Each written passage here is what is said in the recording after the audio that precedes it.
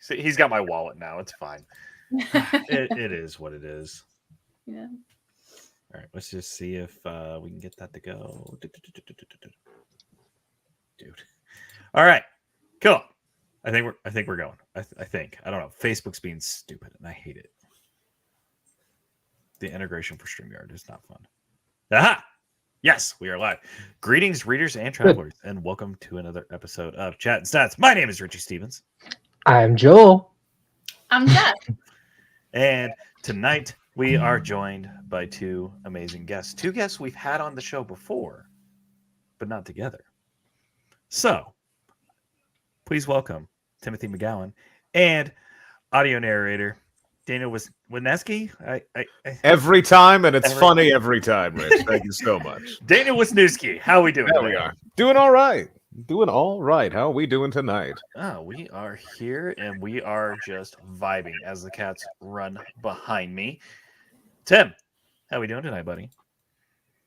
Good. Thanks for having me.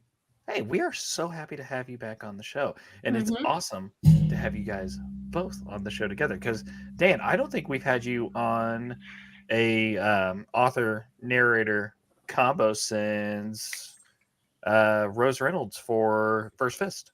Yeah, that was a while ago. That was a while. I was in Colorado at that point. Why haven't you had me back on the show, you jackass? Oh, no, I've had you on the show since then. No, you haven't. Yes, I have. I'm 90% Don't lie. sure. Don't lie. We still need to do a Herman Cooper one for tokens. It's a little late for that now. Hey, it's still a fantastic series, and it's it was a great series. it's right there. So we're good. Mhm. So before we get diving into the series for tonight, we have a few things. Joel, do you want to talk about the Facebook group really quickly? There's a Facebook group. It's a thing. We just created it today. It's Chat and Stats Brand new. Podcast. Yeah, go check it out. And then, of course, we have we're going to be doing a little bit of rebranding and stuff like that. So, you know, it's always fun when we get to do that kind of stuff. Yeah, But, there's a lot in the works. We got a lot. Yeah. Ryan, wrong timing. This ain't that kind of show. Who you got in the works there, team? There's the cat. Now. Genevieve. Hello, And Genevieve. We do have Geneva. We have Ryan and Geneva because they love us dearly and they wanted to be a part of this. And we live on. So, Yes. today's episode, we're talking about a little series that Tim and Dan work on together called Path of the Titans, where Timothy is the author and Daniel is the narrator, with book 2 just dropping last Tuesday. Mhm. So, guys, how does it feel to have book 2 out? Good. Yeah, I've been waiting for it to be out for a while now. Not that it was slow in coming out, just audio takes some time. But yeah, super excited. Super excited. That feels like a dig. That feels like a dig, Tim. Yeah, It no, the was book's like great. that. It's It's just like, the that audio sounds kind of takes bad. it ever. Audio takes so long. I don't know what. God. Yeah, I had them no. out back by back. Well, excuse me for caring, Tim. No, it's great. It's You just want very it to- exciting. Sorry, Jess. He just wants it to be perfect. Oh, of course. Don't I? I do too. I want it to be so perfect. Give it the max amount of my time. 2 days. There you go.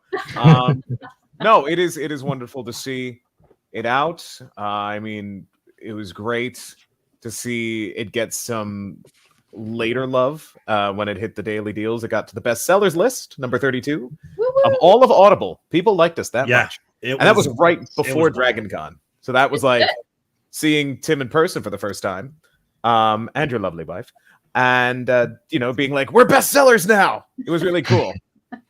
So to see book 2 come out, and hope, as book 3 is being worked on currently, it'll be nice to wrap it all up. So yeah. Wait, hold on. This book? Yeah. Oh my! Look at who bought a paperback. Actually, Tim sent them to us. I have. Look, I we have got the a trilogy. paperback from Tim. Where's also my have the paperback? trilogy. Where's my books, Tim? No. Wow, you're gonna get hardbacks. You don't get paperbacks. Ooh, fancy. Special. That is fancy. I like that. Thank you. So, first off, book one was a chunky boy.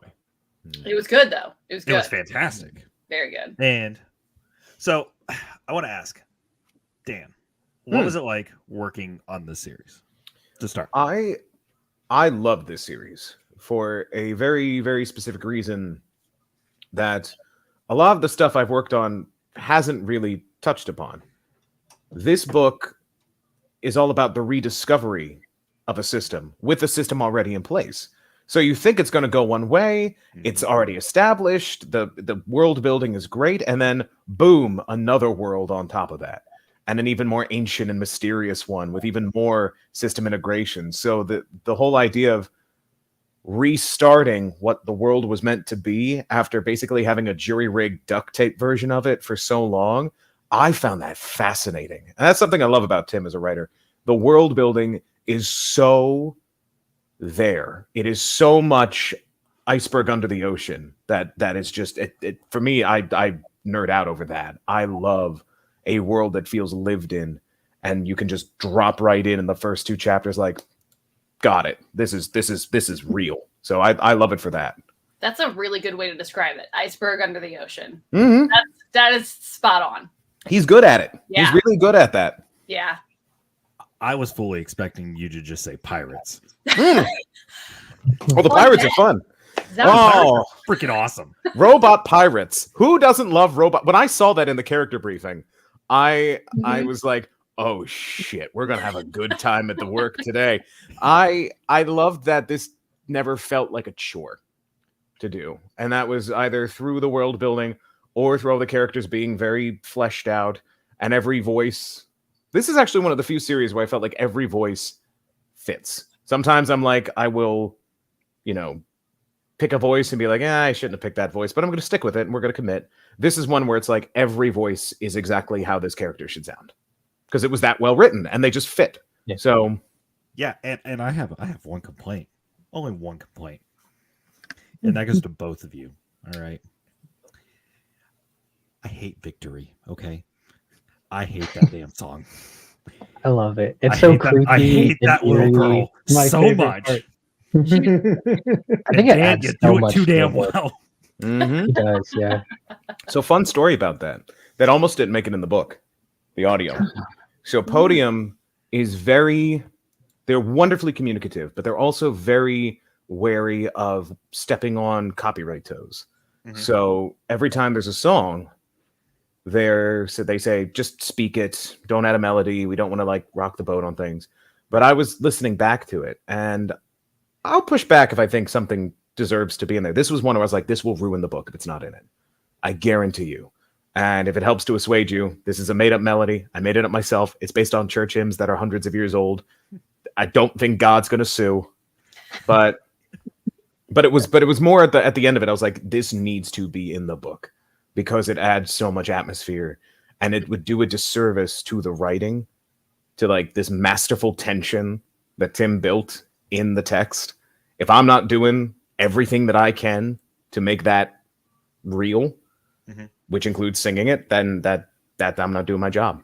So I'm glad that it creeped you out. You did a good job. And they acquiesced real quick. They're like, got it, no worries.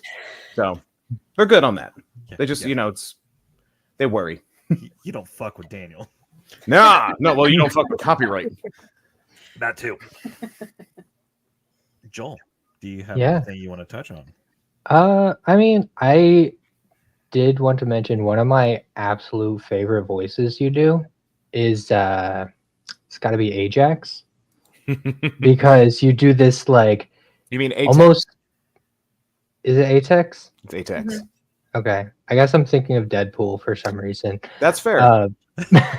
No, but Atex's voice, you give him this like almost larger than life, like superhero sounding voice, and one, it fits his character, and two, I just really love that voice that you do. Well, if Tim wants to tell the story of why that voice is there, if you'd like to, author man, your inspirations for that voice. So the character actually came from my Kadarth series, the last one of Kadarth. Because as you guys probably know, I have a connected universe and a lot of characters are jumping back and forth. And he was based off of what is the character's name? All Might from My Hero Academia. I was when I was writing it. I'm very much up until recently an ADHD writer, where I'll sit down and I'll get a little writing done, and then I have to go do something else, and then I come back. And what I was doing while I was writing The Last Form of Goddarth was going back and forth and watching My Hero Academia, and so it was very much influencing me as I was writing. And I was like, how cool would it be to just have one of those larger than life characters that are over the top heroic because that's just who they are, and then build a character around that. So, yeah. I think it definitely worked. See, I'm the exact opposite because mine was Journal. I love Journal and his just lack of talking and his grunt were just great. There's a real art to making the grunt, the monosyllabic grunt, yes, like melodic and also carrying tone. Like the amount of times I'd be in the booth saying on a Journal line, I would be there for like 5 minutes because I'm like, no, yeah, like just constantly trying to find the right style for that one line. Try and communicate an entire. It's like Pokemon. You got to communicate an entire feeling and emotion in one sound. He's a Pokemon, and his sound is. It's also very like Roy Kent from Ted Lasso. I was thinking Ron Swan, just getting the grunt in there. Yeah, there. Now that he said Roy, I was like, is Roy Kent just the new generation Ron Swanson? Yes.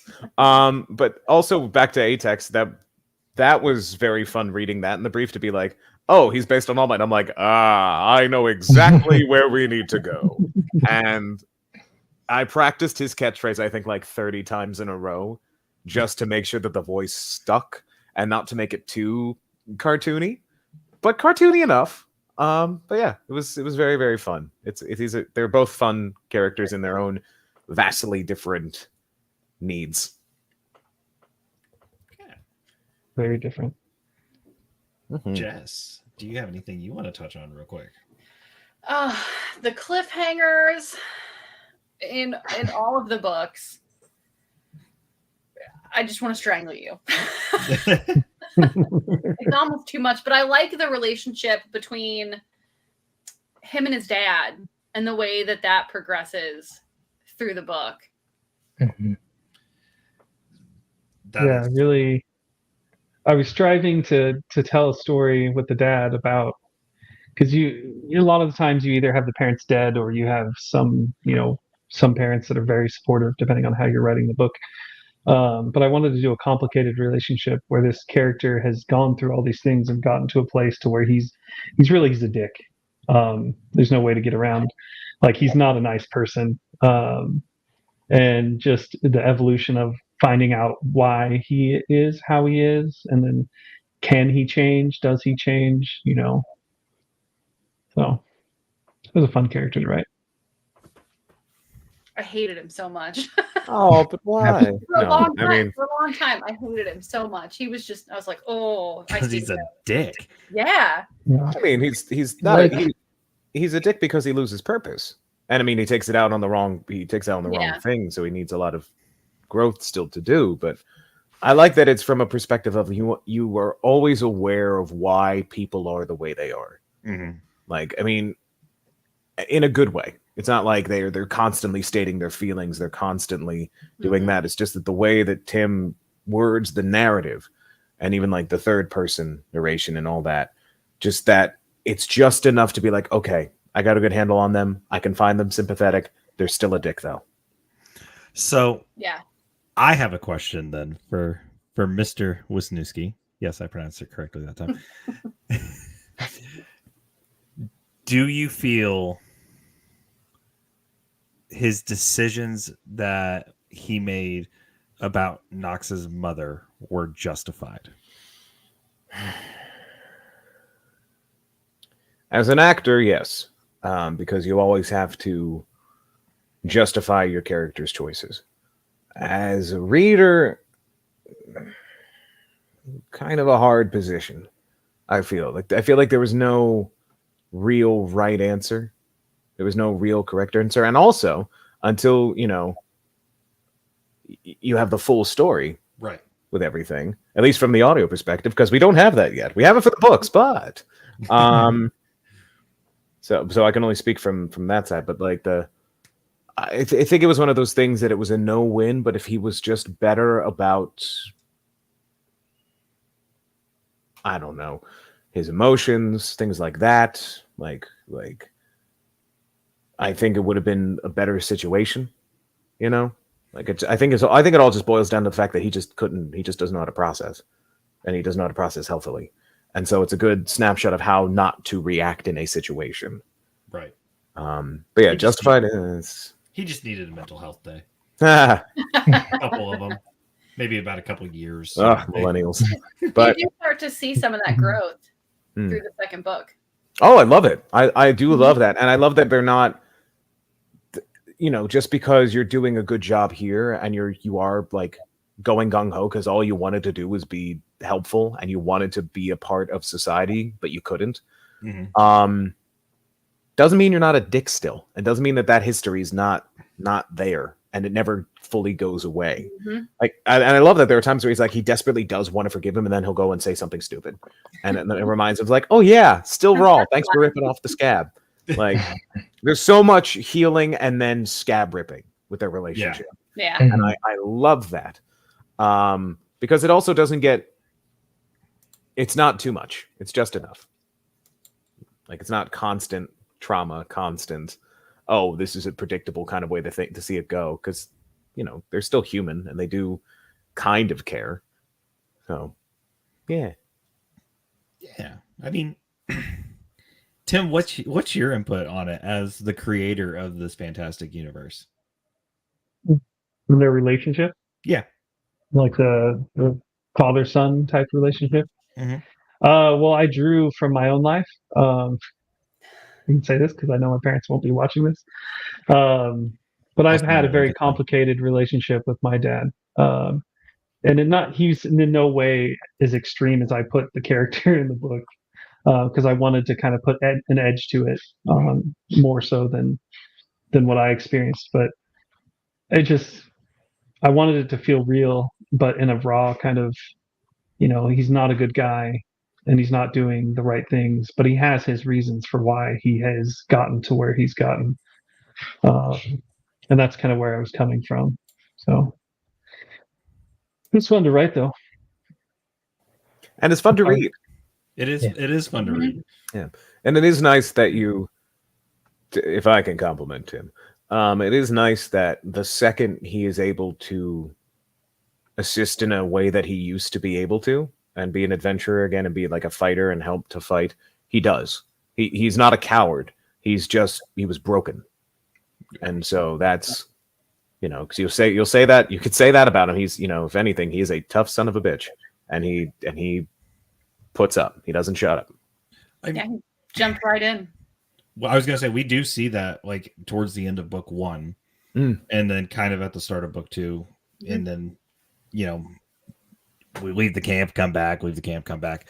So there's always, when it is his time to shine, he shines. Then he goes back and he says something stupid. And he's still yeah. Which I feel like that trope is always kind of hard to like hit the nail on the head. The only other series I could really compare to that does it like as good as Tim does it is Aether's Blessing. Or Aether's Revival by Daniel Shinhofen. The dad in that like does a complete 180. And it's like, oh yeah, no, I know my dad was awful and he was a drunk, but he's trying to change. And that's what matters, is he's trying to be a better person, because growth is only human. So yeah. So Tim, good job on that. Yeah. He's still a dick, but good job on that. I just want that on a shirt. He's still a dick, though.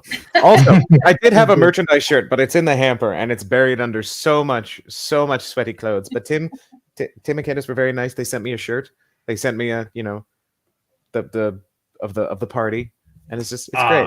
Yeah, we're rocking the Lit RPG periodic table shirt. Yeah. And then Tim, show off the cool shirt that's not available anymore. Rocking that Chat Stats logo. I get no merch. He bought that. I wasn't able to send it to him. I was going to, and he bought it. So, but I don't get books. I don't get shirts. I got a shirt from Tim. But I still want books.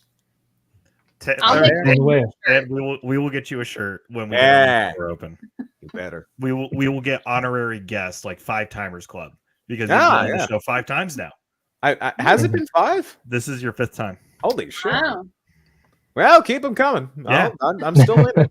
I'm still voicing, baby. I've got like back to being one of our most reoccurring guests. I don't mind that.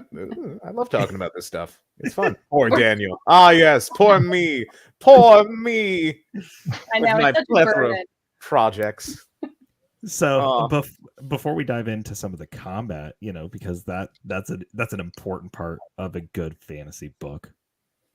What you guys been doing recently? Obviously, we had Dragon Con, and I got to meet Daniel in person. I was told not to freak out. I was told specifically not to freak out. By who? Brian. Oh. Mr. Brian J. Norton. Because he writes that Quest Academy series, I think. Oh, yes. Book 3 is going to be worked on in November. I can't wait. It'll be great. So good.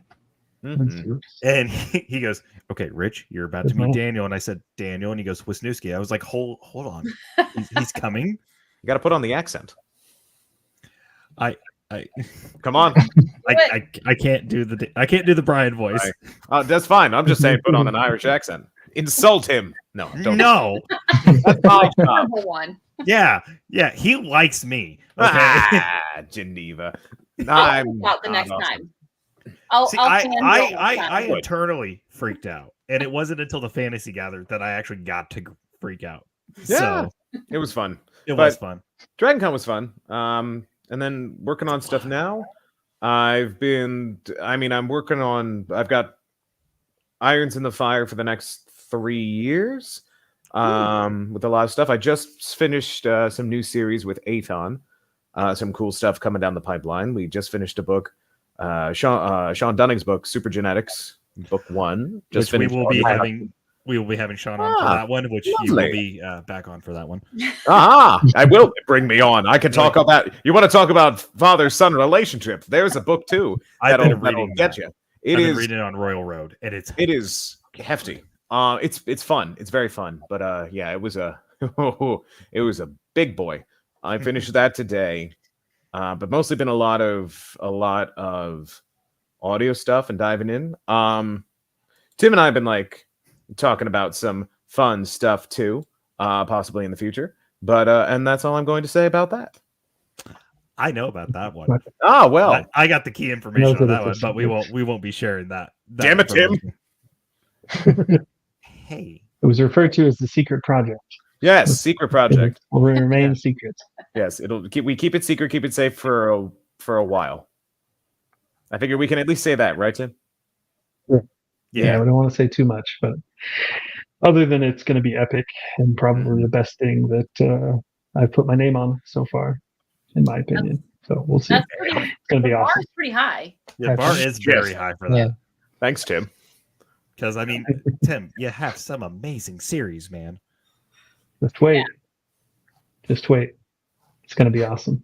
Yeah. See, I continuously fight with myself on which series of yours I like the most.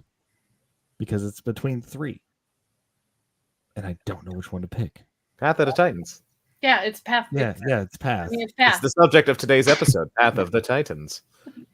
That's my favorite one today. Hey, right, go to Audible, guys. If you search just Path of the Titans or Timothy McGowen or Daniel Wisniewski, it'll pop up.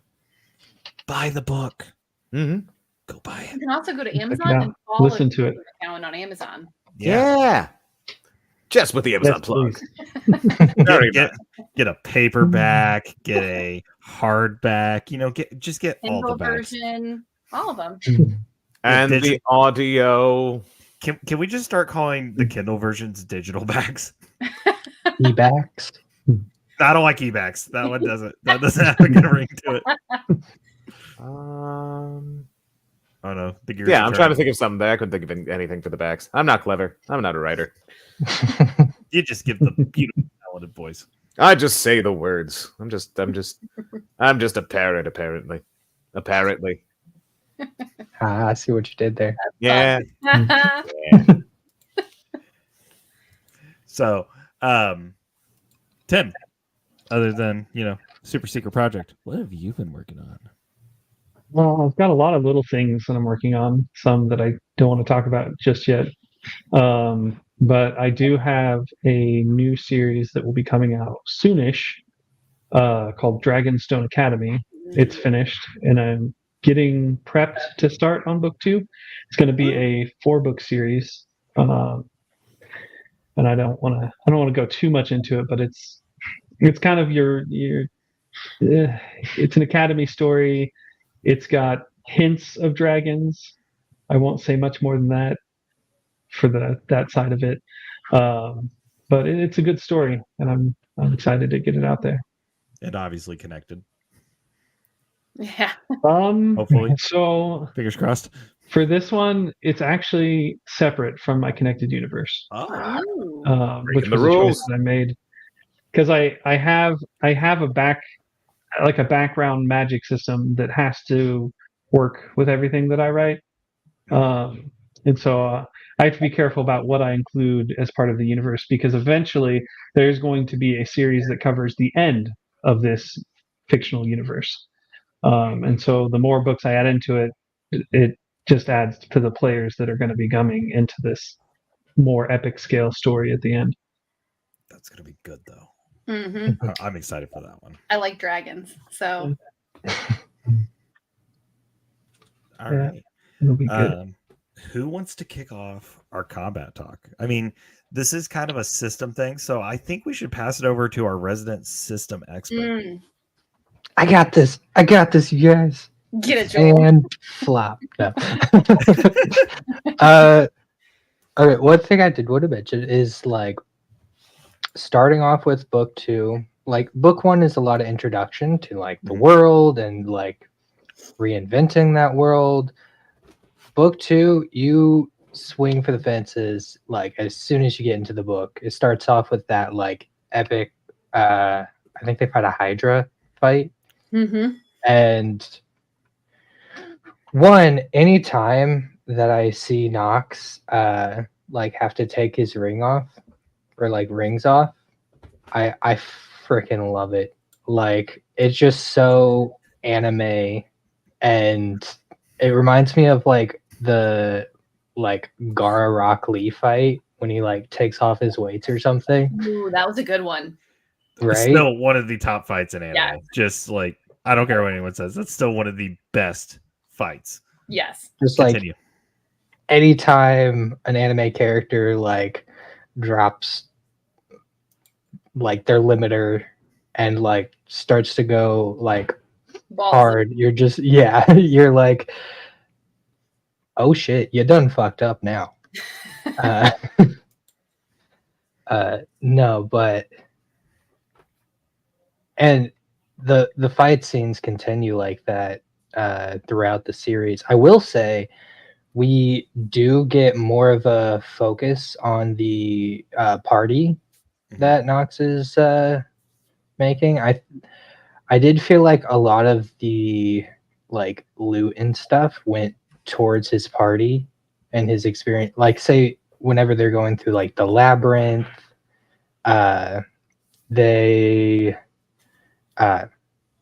he kind of just lets his party like fight most of it except for like the guardians. Which I mean, I guess that makes sense because he has to like save his strength, right, for those fights. But those fights were just awesome. Anytime I get to see the main character shine, it's a good time.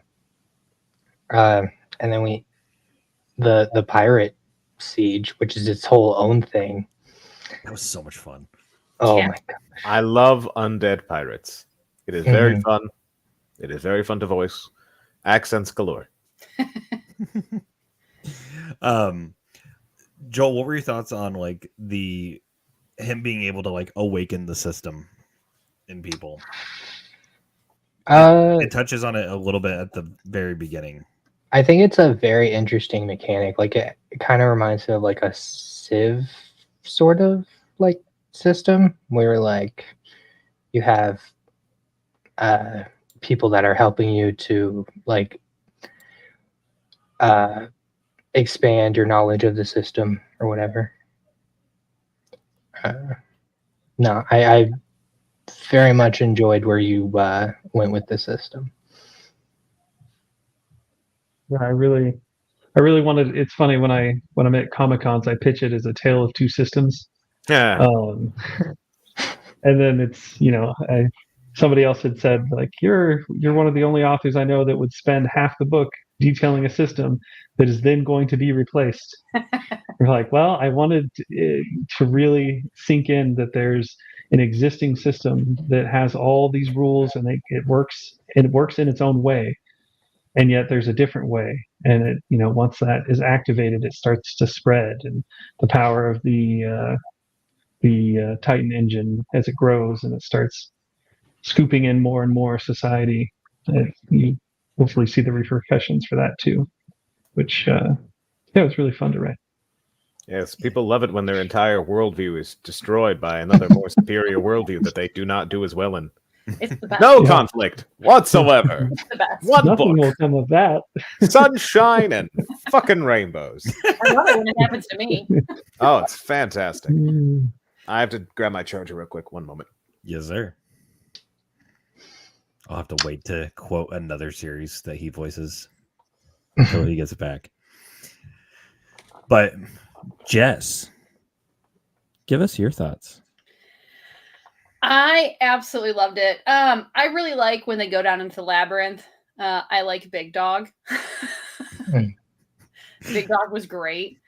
I really liked where in the labyrinth when they have Big Dog and they get to that final champion, and that champion is like, "Oh, you've decided to side with them," and Nox is like, "Oh, maybe he's not like charmed, and he's just helping us out." That was really cool. So It's just a nice big. remind me. So remind me, is the Last Guardian the like the one with the spider like cloak thing? Death? I believe Death is the Last Guardian, where it's basically like the visage of death. Yeah, that definitely gave me Dark Souls 1 vibe. As we all pull out our thing. Like, where's the book? No, but it definitely gave me Dark Souls 1 vibes, where you're fighting the skeletal boss. Oh, what is his name? Wait, Dark Souls 1 or 2? Like 1. It's just an starts with an N. Oh. We're all dancing around it. He's like the Lord of Bones or something. Yeah. Hold on. I know Seat the Scaleless. That's about it. And King Gwyn or something. Firelord Gwyn. Firelord. Look, I can never get into a universe where they expect me to pick up all of their lore from a ring that I found on the floor. I'm sorry. Nito. You need to give me some things. That's it. Lord Nito. It gave me big Nito vibes. See, I was thinking Pinwheel. I was thinking El Lobo from Puss in Boots 2. Okay, that too. Just whistling over here. That's one thing I'll never do in the book. I'll never whistle. When they describe whistles and tongue clicks like that, because I'm like, there's some sounds that just don't come across in books. No. Yeah, it's just not good. It's just going to end up sounding like Herbert from Family Guy. Well, it's just really hard. It's hard to whistle into a mic without the coming with it. Like the sound doesn't come by itself. It comes with the air, and that just sounds bad in the ear. So, yeah, please tell authors to stop describing things with a low whistle. Nobody. When I whistle, I always inhale to whistle. I don't know why. I could do that. So, narration tips and tricks. No, yeah. Tip number 1: don't fucking whistle.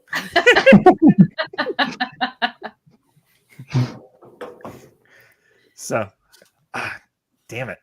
Yeah, I will say really fun to. I was gonna, if you don't mind, I can talk. Go, from Dan. a narrator perspective. What's fun about the fight scenes, especially when it comes to like the ones where it was a ha ha ha. Thanks, TJ. Do it. Do it, you I coward. wasn't thinking the same thing. Yeah. But having the combat the way it is, it's not relentless. Well, and from a performance perspective, which is nice. There is enough time to like recover and breathe with a party that is fleshed out and interesting and have a rapport. So that's nice. At least, from my perspective. I've had some books where there have been battles that have gone for like 12 chapters, and I'm like, I need to breathe. I need to just go and like relax. So there's just not that. It's just I appreciate the breathers in there. So, yeah. I feel like that would be really tough. Like, I feel like, at least from a listener's perspective, there's definitely like an increase in energy whenever you get to like a fight scene. Mm-hmm. Yeah. So like, I'll say this. I noticed, or this, and I might be wrong, but it felt like to me towards the end of the book, instead of one massive chapter describing all the action, which has happened for some things, it is like 5 mini chapters. They're each like kind of short chapters that detail a different segment of the battle, which I think is better. I think that just comes across in a more palatable way. Because if it's all in one go, people get tired. They don't want to keep flipping. Readers need a little, what's the word? They need to feel rewarded for going through, and they feel rewarded the more they see, like the more chapters they get through, the closer they get to the end. So if it's going to be a long fight, I appreciate that it's broken up. So it's like, also, I find it easier to stop at a chapter than to stop in the middle. Yeah. Yeah. So. Yeah, I can't lie. If I am reading a very long fight scene, I will skip like paragraphs. Yeah, and it's a shame. I'll just skip like half a page. It might be great prose, but if you don't take breaks when you need to take breaks, nobody cares. Yep. So, yeah, I've never had to, I'll say that for Tim's books. I've never had to be like, how long is this fucking thing? Like into the mic.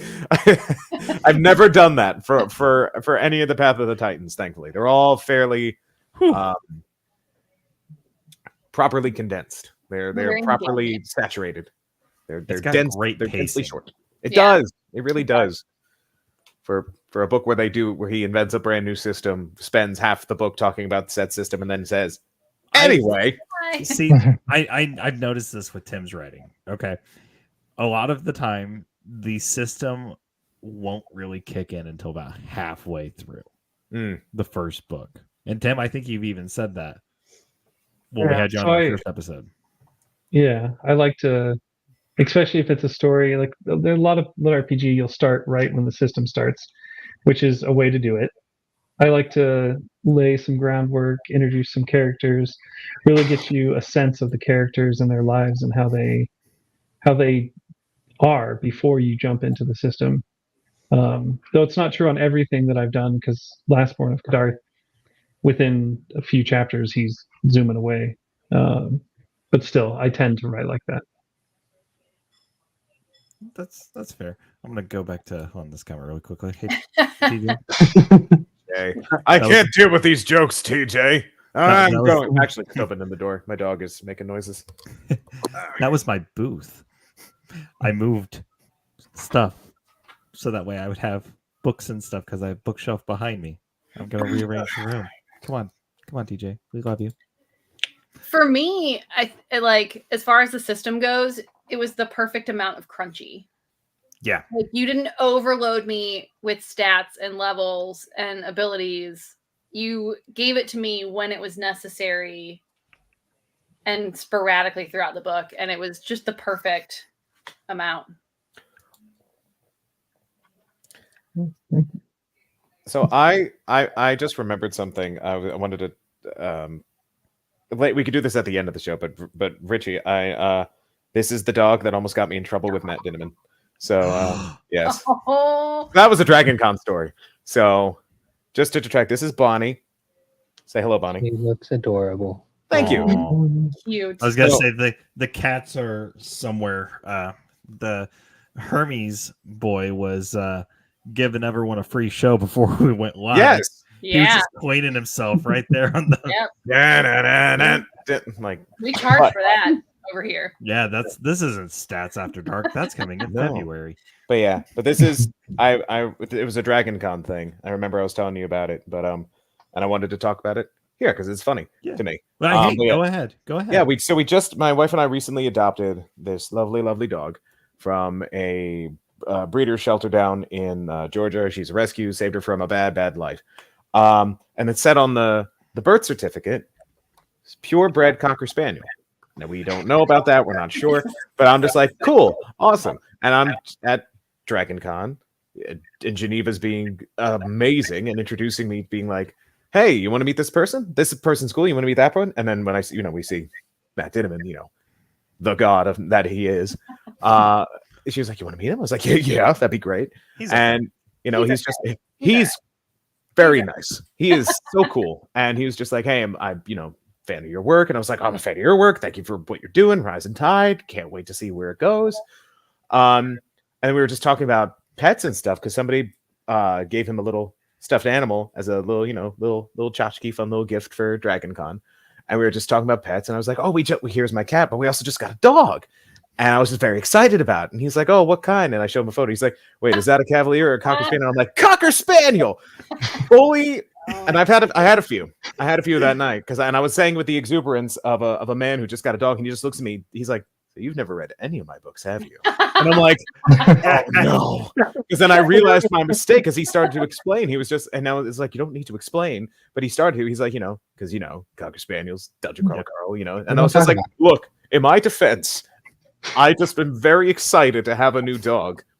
And thankfully all was forgiven because then he introduced me to Jeff Hayes, and he was like, this is Dan, he's great, except he has a Cocker Spaniel. And it was very fun, glossed over. I bought him a rum and coke, it's all good. But now I find out she's not a Cocker Spaniel, not full-blooded. She's mostly Cavalier, most likely. So I almost tagged that for nothing. But yeah, don't you do it. Hey, no. But yeah, so that's how I almost made myself. Well, not almost. That's how I made myself look like an ass in front of Matt. So here's the thing. Here's what I've learned with Matt Dinneman just from my experience. All right.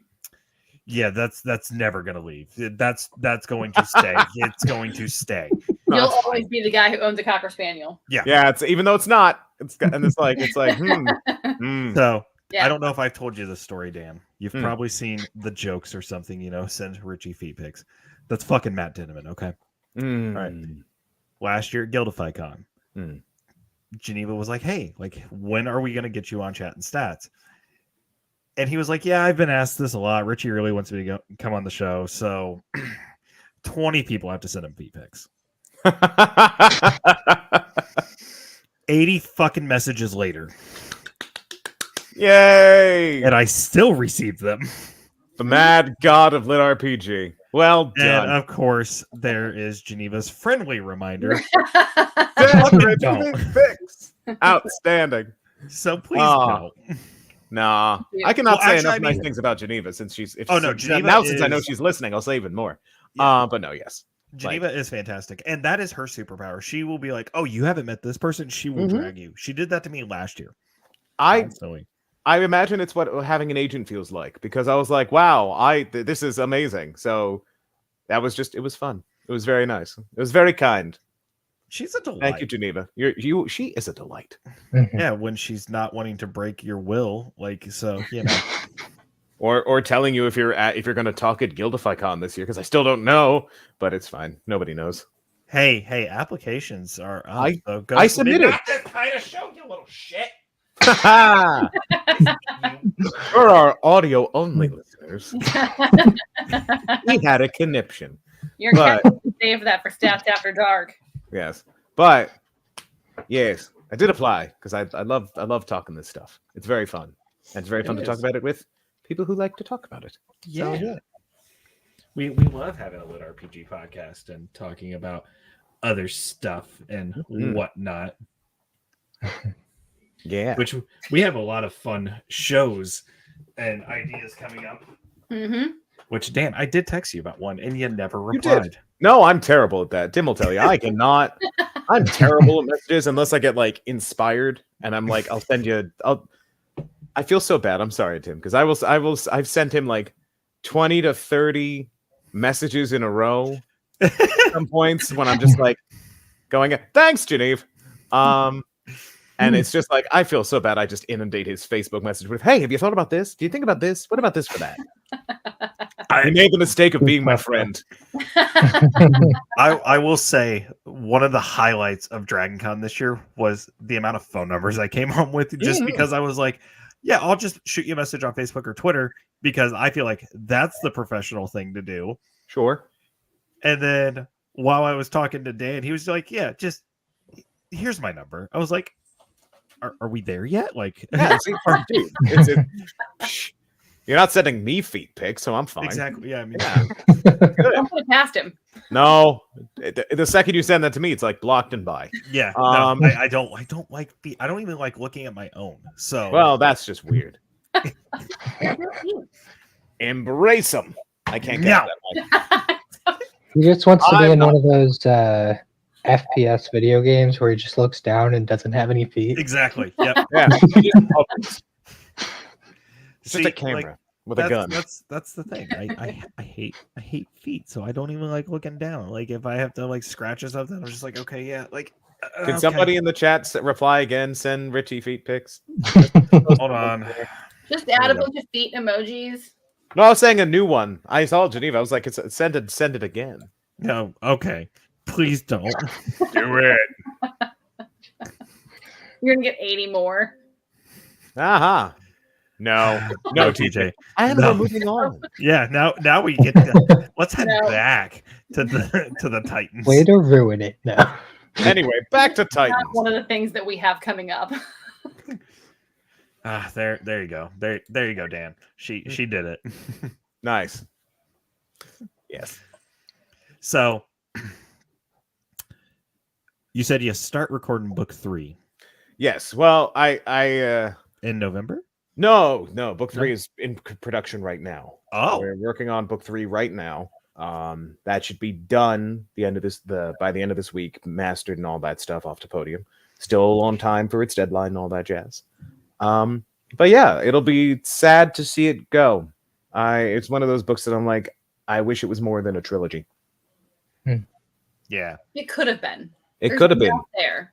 It could still be. It just depends on when I can circle back, because there's more story I can tell before I get to where I need to cut things off to eventually circle back with another series that will involve them. But a lot of my series are about prepping them and getting them to a place to where they're good to go into like the final conflict that I see in my head. Nice. The Thanos or Galactus of your Right. stuff. Yeah. I was thinking Battle World, Secret Wars.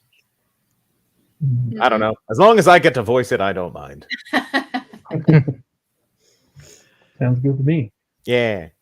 I'm still bitter. I'm still bitter about Arcane Knight. I'll be so bitter about it. Arcane Knight is so good, though. I know, and I guess who didn't get to voice it? No. I originally wanted Dan as the narrator. Things happen that we don't need to bring up, but it didn't happen. But originally, that was my pick. He was going to be the one. I bring it up with love. I jokingly bring it up, but at the same time, damn, that's a cool series that I would have loved to have done. It's just one of those ones where I saw it and I was like, I'm mad it's not me. Yeah. Yeah, you know? I know they say that whole thing of like, don't judge a book by its cover. Nah, forget that. The cover's awesome. Every cover for that series is an absolute banger. It looks like a metal album. I love it. Right? Like every single one, it looks like it has a sweet, wicked guitar solo on the third track. Book 6 like gives heavy Star Wars vibes, though. Tim's looking for it. He's looking for it. I don't remember what the cover looks like. Oh, I put them away. So I don't have my hardback for book 6 yet. But I think, let me see.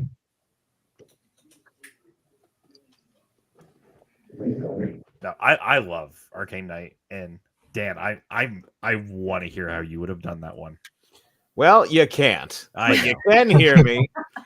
on Path of the Titans. Look at that. Like, look how dope that is. Beautiful. Look at how amazing that is. There is absolutely somebody singing in a different language while playing some heavy, sweet guitar. That is like Viking metal right there. Yeah. So with a little Elden Ring playing in the background, you know. That'd be dope. But like, such is life, and we just move forward, and now I've claimed Tim as my own forever and ever. So he's well, I have one series I'm doing for him, so you can't have that one. How dare Tim? I'm betrayed. I'm betrayed. Chagrined, even.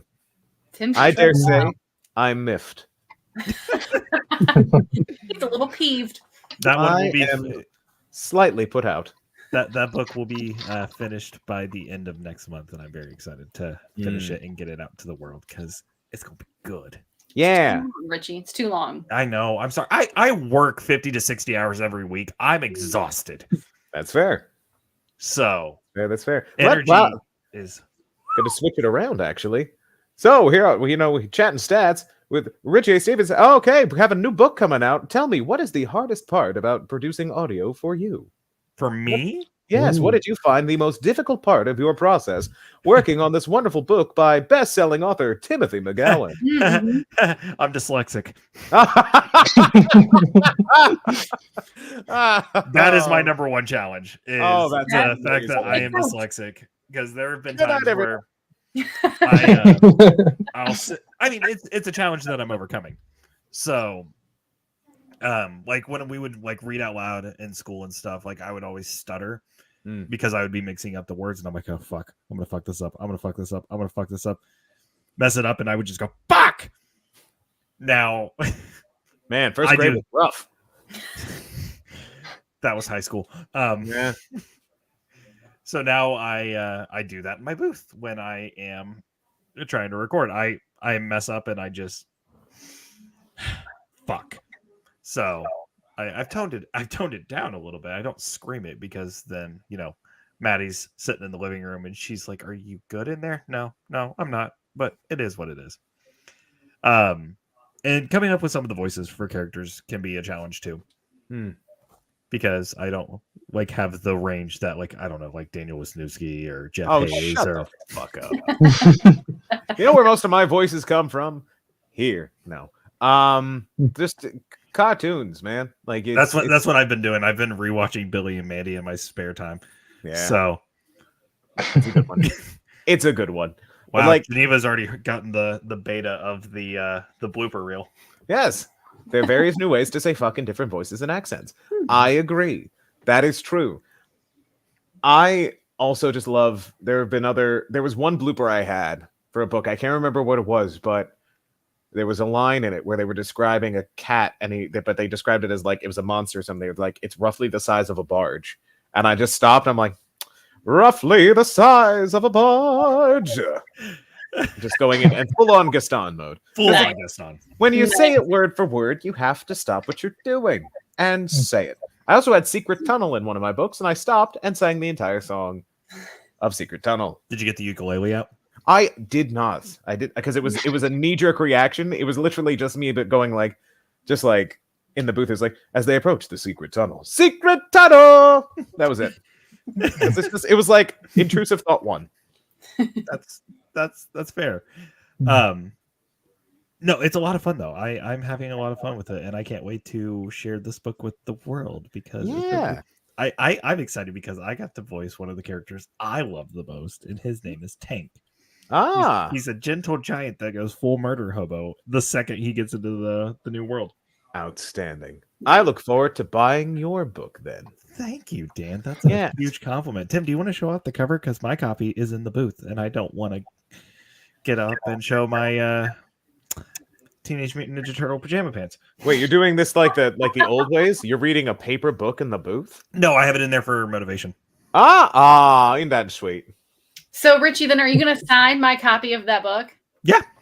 There we go. Yeah. While Tim's going there, just because it's my as a quasi co-host, member of the Five Timers Club. What is your favorite lit RPG book and why? Oh man, that's so tough. I'm not going to go with the probably most popular dungeon crawler, Carl. I'm not going to go with that one. It's very good, but I imagine that's a lot of people's favorites. I really like Somnia Online. KT Hana. Yes, that is. I absolutely loved it. It takes me back to my EverQuest 2 days when I used to play EQP. Very nice. Good choice. What's your least favorite?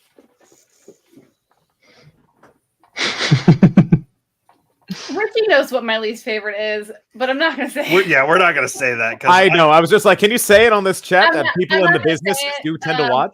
Richie knows what it is. You don't have to say it. Reasonings for it. We won't Yeah. go. I'm just pulling your leg. Don't worry. One of the first conversations Richie and I ever had was my least favorite lit RPG. The correct answer is they are all great. Yeah. Most of them are great. But Jess, if you're looking for 2 absolute banger series that you should definitely check out that this guy narrates, there's Apocalypse Regression. Hey! Okay. And then also Tokens and Towers, because I will live by the book and die by the book. Okay. Oh, man. That was a fun series. But the 5th one's coming out. I'm working on the 5th one this coming month. I just did a whole binge of everything because I was like, oh, crap, I don't have book 4. What happened to book 3? Well, time to do the whole series again.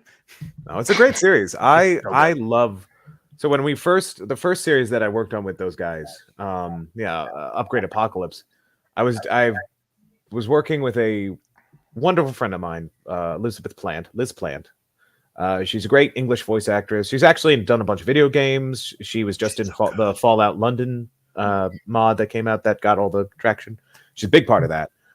She's in A Crab's Treasure. She's all over the place. But it was our first series together as a partnership. So the editing was wonky just because we were figuring out the boots and stuff. Yes, Somnia is good. Mm-hmm. Yes, it is, Geneva. And TJ, I saw your post earlier and made me laugh. But more than good. When we were working on that, and it's just there were so many issues with the audio that I thought that it was a fun series, but then it died after 3 books. I thought we killed it to the point when I met Charles and Ramon in person at Dragon Con. I'm like, I'm so sorry I killed the first series. I think they're like, no, don't worry, you didn't. It just wasn't working. But then Apocalypse Regression came in, and I was like, we're gonna get this on time. We're gonna get all of the audio perfect. And so that first book, I'm very proud of it because it felt like we really got to be on our game to make this work. And it was great. And it's such a great series. It's so fun. Like I love the main character in that book. It is so good. And the fighting in that, again, it is intense and it goes on just long enough. And then if the fight needs to go on a second level to go into a different chapter. But yeah, I love that book. Yeah, I think Regression series is probably my favorite sub genre. Yeah, it's just sort of flew under the radar and became a little quiet hit, which I'm very happy about. It's just hey, people keep buying this. Neat, that's cool. It's good. It is good. It's very good, and you could feel that in the page. It just is very, very good. The humor works. The pathos works. It's good. It's good. It was fun because I was listening to book 4 and I was just like, I'm gonna make Dan's day really quickly. So I screenshotted where I was.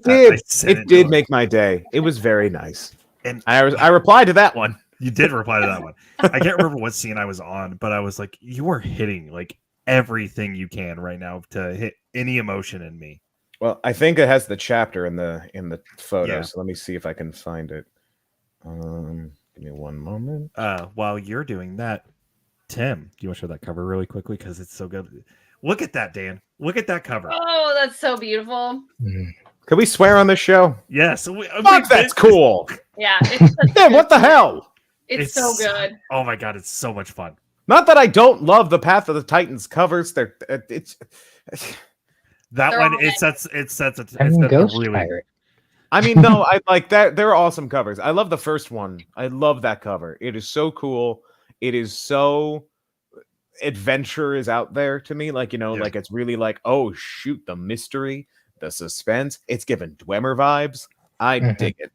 So I love my cover, but fuck, man, I want a heavy metal cover book. Write You me do. a new You get series, Ghost Tim. Pirates. You're telling me Ghost Pirates with like magic armor isn't Necromancer pirate. Yeah. I messed up. I misspoke. But Mhm.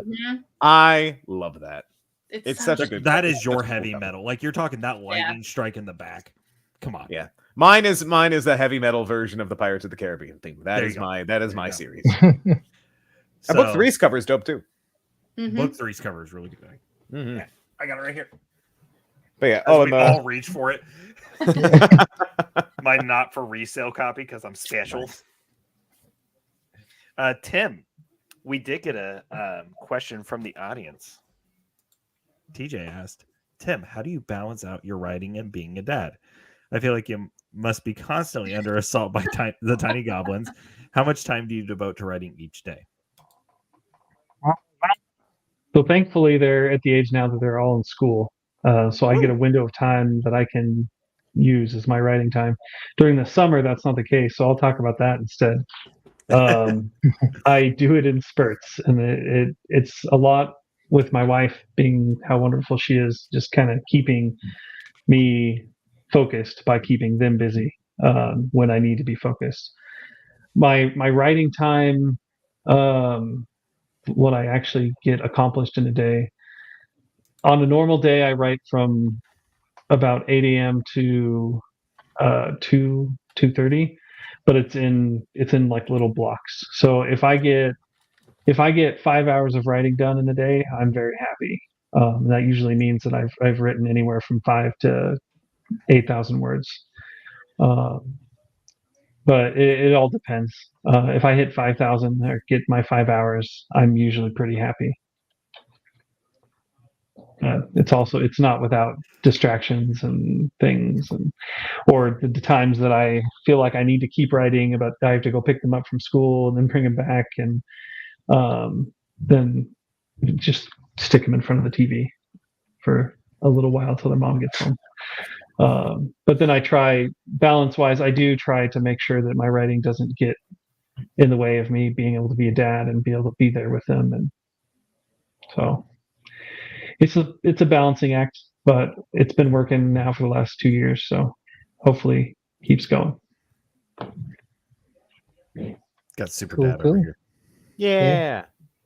You need to write. There needs to, preferably, the idea, a lit RPG series where the party is a dad and his 4 kids, and they all get isekai'd into some thing, like a family party. It could be a mom and dad and their. There is a series like that. Like, where is it? It's Life in Exile by Sean Oswald. Oh yeah. Shit. Okay. Well, this is the spin. That's fair. No, you're right. I was like, wait. Oh, he did, didn't he? And it's good too. It's a bastard. five party because mom, dad, and then the 3 kids. Well, this would be comedy, and it should be like isekai from like the 50s or something, or like an idea like or something like that, just like the All-American Dungeon Crawlers or something like that. Like it's very like average family, like the Cleavers get sucked into a fantasy realm. I think it'd be hilarious. I think it'd be just very, very silly. So I think that'd be very fun. So what you're saying is the original Fantastic Four. Yes, but yes. I don't know. I just think that'd be cool then, because it's like going on an event. It could be like a family book for the kiddies to get into lit RPG too, because it feels like a little bit of a. And there's not enough YA lit RPG. No, yeah. The only ones that really come to mind are Ben Wolf has his dinosaur series, and then there's the Accidental Minecraft Family, and we need more YA lit RPG. Which is wild. Mountain Dale does a lot of. There, I consider Mountain Dale more PG, like 13, like middle school era, like 7th and 8th graders, because they do keep it a little more PG, especially with Dakota stuff. But it's just the concepts and the language used and the word styling. It's more like it feels like it needs to be a bit of an older kid versus a younger kid. Yeah, like we need like a good 5th grade lit RPG. 120 pages. I ran into my 4th grade teacher, and she was like, I was telling her about the genre and me being becoming an audiobook narrator, and she goes, I always knew you would do something because you were always like kind of in the corner reading a book. And I was like, okay, I was reading Narnia when I was in your class. Hey, it's a great fantasy. It's one of the great fantasy. It's one of the best fantasies. It was at the time the movie came out, so like my dad. It's a good movie. It was a fantastic movie. My dad took me to see the movie, and then like I've read the books, and I powered through them. I think in like 2 weeks. I just sat in her corner anytime it was like reading time. She had like a little nook with a beanbag chair. Mm.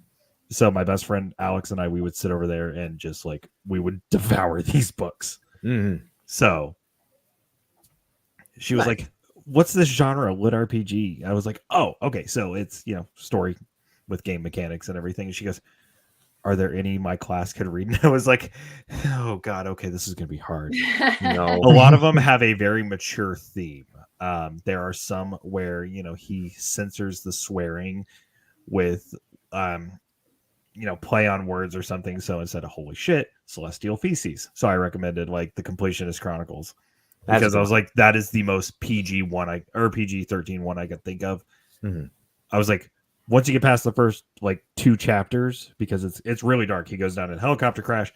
It's dark. The tone lightens up a little bit. So I feel like a problem with it is just also, and we're seeing it less and less now, thankfully, because it feels like, at least according to what one of the panels on at DragonCon was talking about, lit RPGs is just not an accessible subgenre in regards to physical material. It's a lot of it is on Kindle, a lot of it's on audio.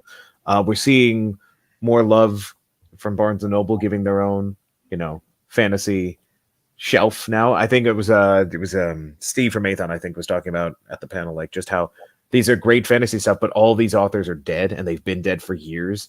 Who are some new fantasy authors that everybody can like read and love and have new things with? So they're trying to like, bring it up. He's like, it's like, who needs another copy of Lord of the Rings? Who is this copy for? Who doesn't have a copy of this book already or knows where they can get a copy? Like that sort of thing. Yeah. Yeah. But yeah, I'd love to see some younger lit RPG. I actually do think, weirdly enough, to bring it back to the subject, I personally do think Path of the Titans is fairly approachable from a younger age. I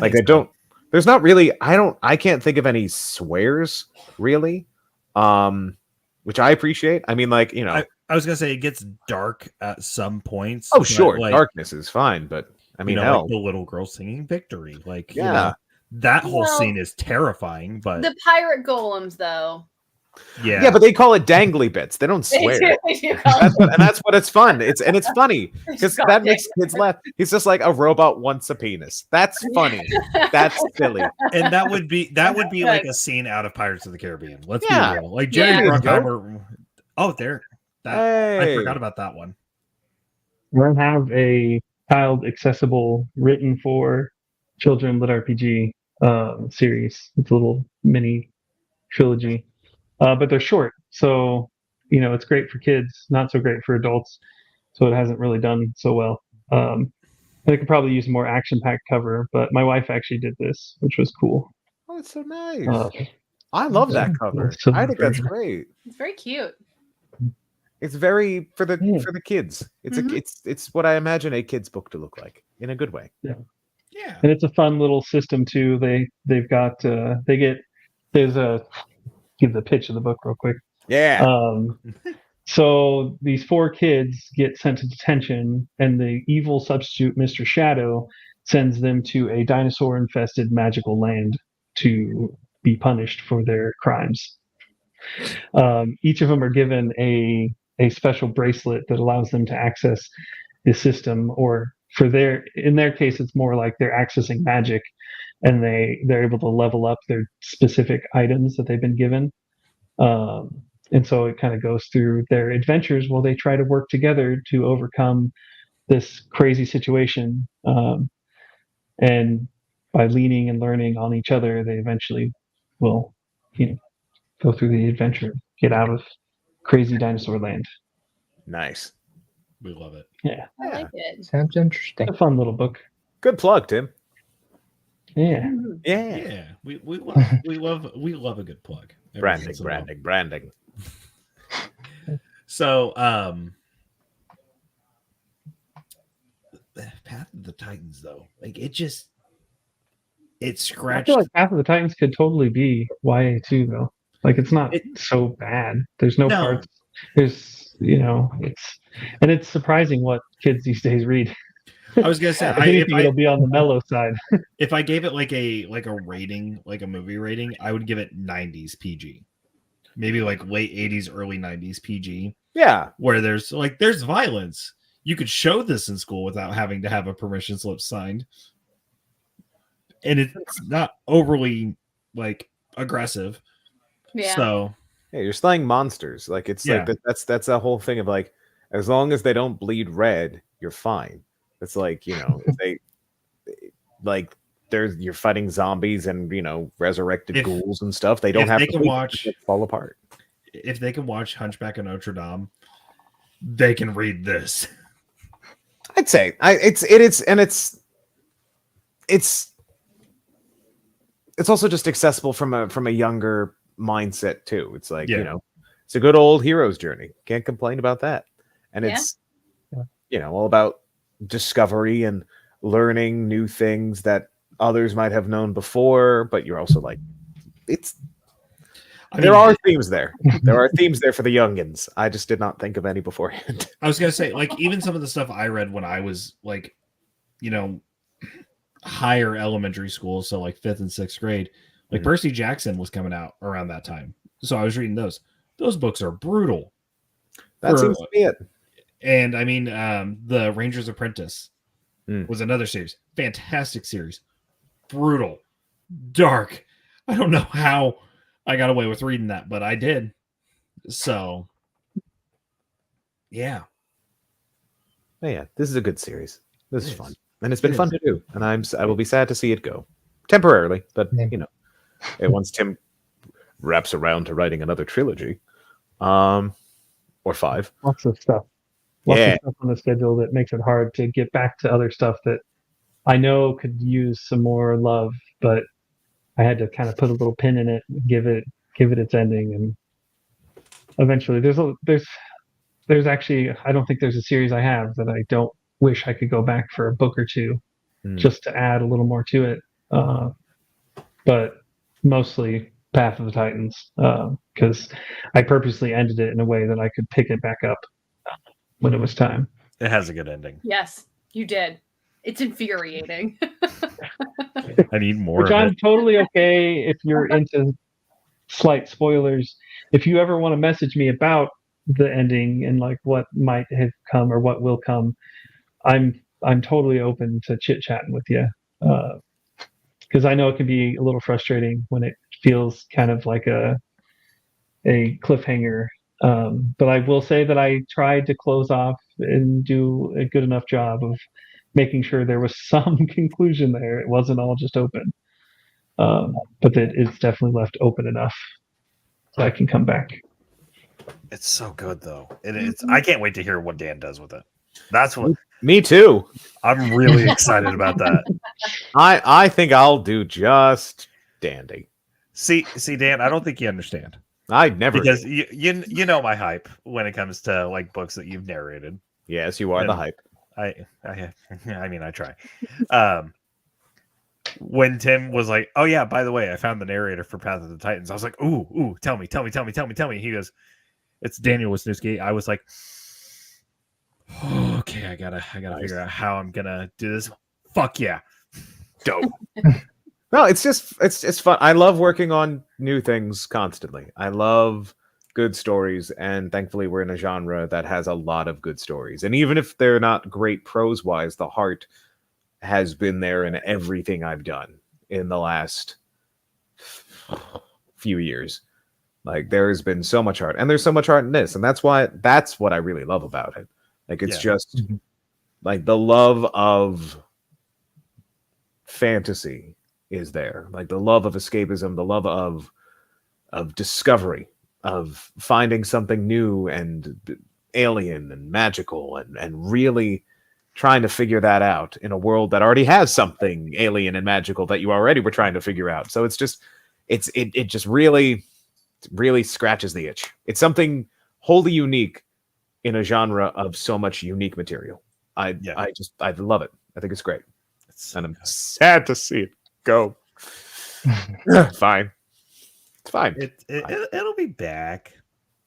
And you get the super. I mean, we secret still have to cover book 3, so Yes. Yeah. we Yeah. do. So Yeah. we'll just schedule, like a finale date for whenever, like we'll do a launch party for that one because we're gonna start doing launch parties actually. Oh, fun. Mhm. We have one Fun. coming up next week, Nice. so it's gonna be really fun. Neat. So I I have 2 bookshelves now, so I'm like, okay, when I reach for a book, which shelf is it on? And the next one we have that's going to be next week. It's actually right up here. It's going to be for Flame Spitter by Jonathan Smith. Yeah. It is The book that I want. fantastic. Yeah. It is so good. I'm excited for this one. And I don't think Jonathan Smith's ever failed me. no, I mean you were fighting me for a minute on Aced. You were fighting me for a minute. I mean, and that's the thing though. Like, I definitely tend to put his books off. I don't know if it's just because like the cover or the marketing or what, but like every time Richie's like, "Hey, you have to read this book," I'm like, "Holy shit! Why did I not read this sooner?" It's like I totally don't have good recommendations sometimes. I'll agree with Joel on Ace though. Like, it's not one that I would have picked up either, but I absolutely loved it. It's tennis. It is tennis. You wouldn't think it'd be all that great, but it was fantastic. It hit home. It's just like that volleyball anime Haikyuu. Like I was like, I didn't think I was gonna like it. Maddie and I went and saw the movie in theaters. So I was like, okay, now I have to binge all of the seasons because this is freaking awesome. So that was my homework. But I think we're coming to the end of our show. So guys, viewers, everyone, go check out System Activation Path of the Titans Book 1 on Audible if you haven't. And if you have and you haven't picked up Book 2 yet, pick it up. It's good. It's some of Podium Audio's best books. Oh, Because you got a great combo of Timothy McGowen and Daniel Wisniewski. Like, I'm not even going to be able to live up to that hype. So, yeah, like what TJ said. Go read Tim's books or I'll fight you. I agree with that. I'm more go read Tim's books and I'll fight you. I won't fight you, but I'll let TJ fight you. Yeah, we'll all throw hands. Like We're all just fighting for Tim, at Tim, yeah, with Tim. we're not gonna. No, we can't fight with Tim. I fight with Tim. No, I don't fight with Tim. I fight with Tim. Yeah, I exactly. fight over Tim. You don't fight at Tim. Ah, yes. Now apparently yes. Yes, Joel. Fighting over No, Tim. just We will have bets fun on with the Tim. fights. Nice. So I mean, Geneva's good at like bringing up the bets and everything. So She is good at logistics. yeah, she's gonna be like, yeah, these guys are screwed. I imagine, yeah, the books on that would be she'd be great at taking odds. Oh yeah, the odds would not be in our favor though. Like if we're fighting TJ, yeah, it's not gonna be in our favor. That's fair. So, one thing that has not changed since you had been on, Dan, is our favorite little segment of "Hey, what you been reading?" Ah, So, who wants to kick off this one? Because we got 5 people. I'm gonna go later. I'll kick it off. Right All right. now, I am reading Quest Academy by Brian J. Norton. It's fantastic. He gave me his copies at Dragon This one? Con. Yes. And then you're gonna read this one. And then I'm going to read that one. Okay. And it's good. It's really good. yeah, they're good books. They're fantastic. My copy's digital because nobody sends me books. So I pre-ordered my copy on Amazon, took it to Dragon Con. Brian smacked me with it. That was the whole point of me taking it. For Brian decided was he was going to smack me with it. Good man. Got halfway to Dragon Con this year. I went, fuck, I forgot book 2. So, Tim, what you been reading? So I just finished Demon Card Enforcer. So good. And yeah, it really itched something that I wasn't thinking I needed itched. Like kind of dark noir setting. Ooh. It was good. definitely pick it up if you haven't already. And then before that, I finished Overdue by KT Hanna. Nice. Really good. I wanted to start book 2 because I know it came out recently, but I had to go to Demon Card Enforcer, so I will probably be circling back to that direction here soon. I still need to pick up her Library Reset series. It's so good. Yeah, it's so good. Book 1. Daniel. Yes. What you been reading? It's a bit of a biased answer, because it's mostly work. But I just finished working on Super Genetics by Sean Dunning. I finished reading that. I'm currently working through Crystal Core 3 by David Burke. I'm also working on it's not lit RPG, but Wraith: The Convergence War Book 1 by M.R. Forbes. I'm working through that as well. And then also, finally, last but certainly not least, Path of the Titans 3. Woo! Yes. All of that stuff. The most important one, because that's the one we're talking about. I mean, yeah. Go pick up the series. Go pick it up. It's good, guys. Great. It's the subject of today's episode. Exactly. But yeah, that's been what I've been working on. Woo! I haven't read for fun in a bit. So, okay. Joel, before you go, because you weren't here for this, I have to explain this. So, Super Genetics by Mullet. Sean Dunning is now known as Mullet because he had a mullet at DragonCon. Yep. So, he will forever be Mullet. So, when we have him on for the episode, you notice how we have all of our names down below here? Yeah, his is just going to say Mullet. And then parentheses, I might put Sean Dunning, but he's not allowed to change it. I had him saved in my phone as Mullet Sean. This genre is so forgiving and loving. We're all a big, happy, weird fucking family, man. It's the personas we got to keep. Everybody knows everybody. It's great. Hey, Joel. Yeah. I think it's your turn, buddy. It is my turn. So I also have been reading Demon Card Enforcer. Finished that. And we are doing an episode on that, right? It's up in the air. I am waiting to hear back.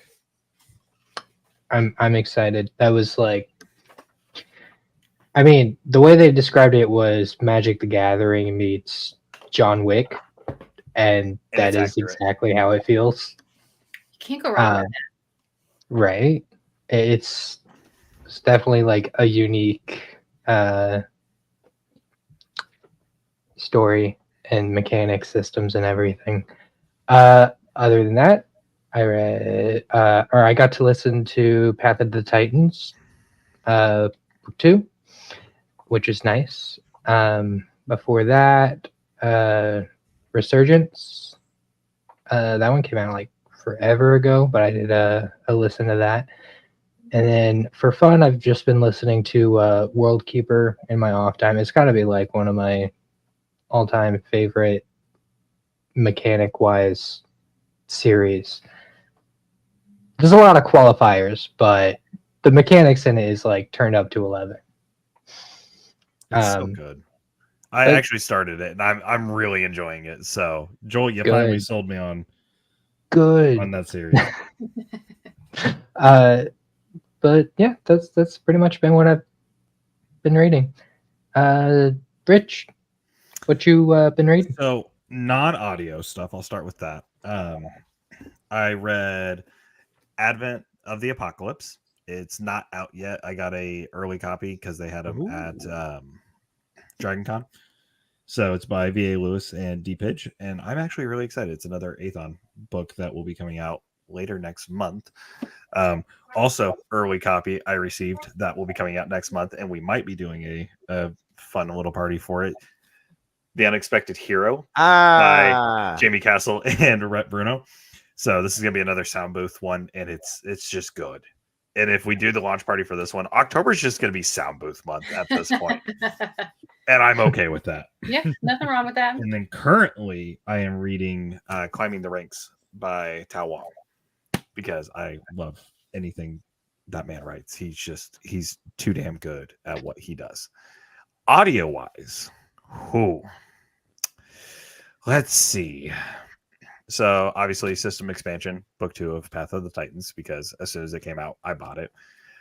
I listened to Novaterra Online books 1 and 2 because it was a bundle.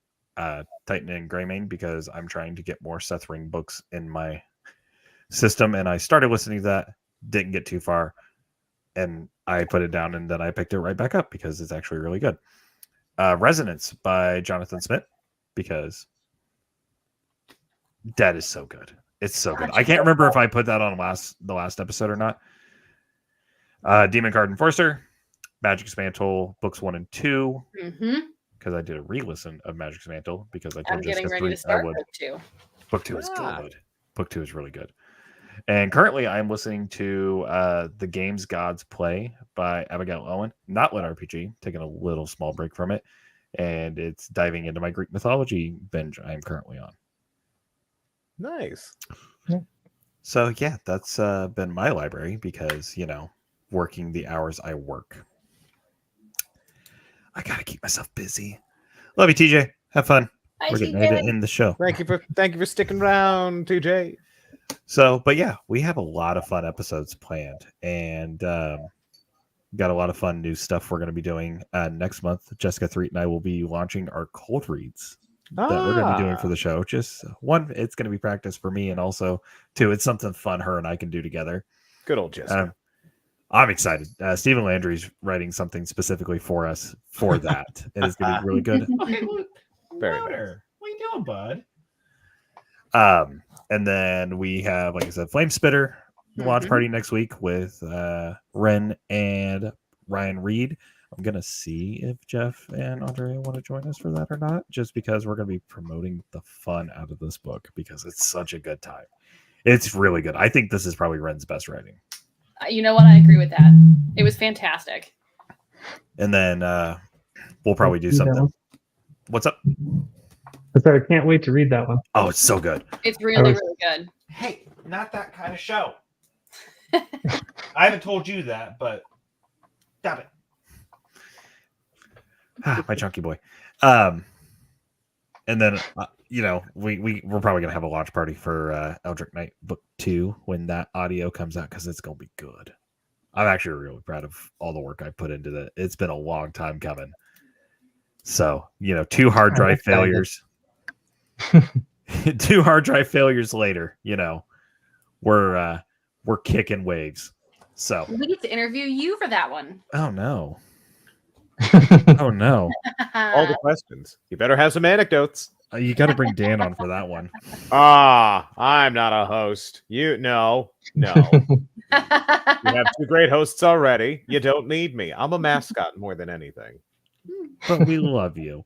Oh, thanks. Because you're great. Oh, yeah, I forgot to say. I did an Apocalypse Regression binge. Yeah. Because I mentioned that earlier. And the chapter was chapter 23, I think it said. So that would have been when they were at the training facility and he was talking to oh my god, what is her name? I can't even think of his girlfriend's name. Oh. You read the series and you can't even... Yeah, here's the thing though. You know how I can Siwa? Sioha. You know how I can do a series a week? It's because it's in and then it's gone. Yeah. Like I memorize nothing. If I remember correctly, that is the scene where he finally just admits that he loves her, and it hits so hard. I was like, "This is so good." Yeah, that's a good scene. It was either that or had something to do with the cousins' rivalry. That's fun. No, it's just fun to do. It's just a fun job. It's a good series. Yeah, it's a good series, but it's. But Path of the Titans though. I was gonna say, hey, but Path of the Titans though. You know what it's missing? Multiple systems. Yeah. I mean, that's what it's missing. Systems on systems. Stats on stats. Damn it. The original name. The literal book of the book that is actually about stats on top of stats. We'll explain the name change after the episode ends. Because that's a fun little quick story. But hey, guys, thank you for tuning in, and thank you to our amazing guests, Timothy McGowen and Daniel Wisniewski. Guys, thank you so much for joining us tonight. It was a pleasure. Absolutely. And congratulations on the release of Book 2 of Path of the Titans, because it's Fantastic. damn good. Fantastic. Guys, go read it. Go read it. Good Go read job. it. Go Thank buy you. it in every Listen to it. format. Yeah, buy it in every format. Every format. Buy And it on review audio. Give it 5 everywhere. stars. Review it everywhere. Yes. just boom, boom, Send boom, me review. presents. But guys, thank you so much, and go like our page on go join the Facebook group. Like, we're not active really yet because we just set it up today, We but literally just set it up today. Yeah. yeah, it's not even 24 hours old, so But we will be. go join it. It's a public group, so, and yeah, so we'll see you guys next time. Thank you. Bye.